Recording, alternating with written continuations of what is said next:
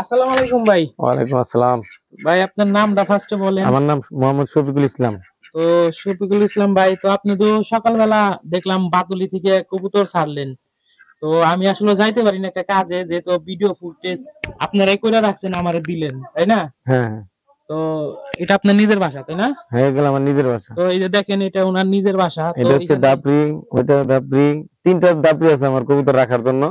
একটা একটা দুইটা একটা তিনটা, আর আর একটু কবুতর ওই যে বসার উপরে জন্য কবুতর দেখছেন? তো ভাই সকালবেলা কবুতর দেখলাম তো ছাড়লেন 3-4 ক্যারেট।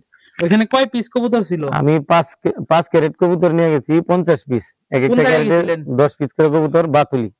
ও, তো ছাড়লেন এই পর্যন্ত, মানে সকাল 8টার দিকে ছাড়ছেন। 8টা 20-এ কবুতর গুলো আমি রিলিজ করছি বাতুলি থেকে। তো বাতুলি থেকে ভাই 8টা 20-এ কবুতর গুলা ছাড়ছে। তো দেখেন 22 পিস অলরেডি চলে আসছে বাসায়। এখানে 11টা 33 বাজে। তো সকাল 8টা 20-এ ছাড়ছে, আর ওই কবুতর আসছে কয়টা? টোটাল এখন পর্যন্ত 22 পিস আসছে আমার বাসায়। তো দেখেন 22 পিস কবুতর বাসায় চলে আসছে, একটু পর পর একটা করে নামতাছে। তো দেখেন এত দূর থেকে কবুতর ছাড়ছে, তো নেক্সট টাইমে কত দূর ছাড়ার ইচ্ছা আছে? নেক্সট টাইমে আগামী বুধবার একদম মানিকগঞ্জ শহরে ছাড়া হবে কবুতর ইনশাল্লাহ। তো দেখেন ঢাকা থেকে সেই বাতুলি গিয়ে কবুতর ছাড়ছে, 31টা 22টা আয়া পড়ছে। আরো হয়তো ঘুরতাছে, এই যে দেখা যাইতেছে না, তো একটু পর পর আসতেছে। তো টোটাল 22টা চলে আসছে। ইনশাআল্লাহ আশা করা যায় সবটি চলে আসবে, না? ইনশাল্লাহ সবগুলো চলে আসবো। তো বুধবার দিন মানিকগঞ্জ শহর থেকে ছাড়বেন। হ্যাঁ, মানিকগঞ্জ শহর। তো এটা হচ্ছে ঢাকা সাভার কাঠগড়া এলাকা। তো ভাই কবুতর ছাড়ছিল 31 পিস, তো 22 পিস চলে আসছে। তো ভাই আপনি আমার দর্শকদের কিছু বলেন।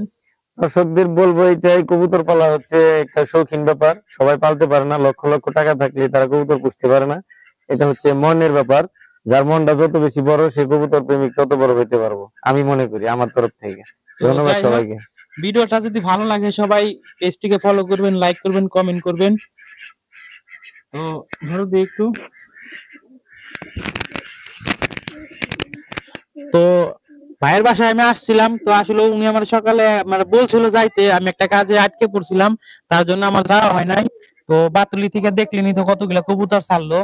তো অলরেডি 22টা চলে আসছে। তো আরো আসবে, মানে আর কতক্ষণের ভিতর আসতে পারে?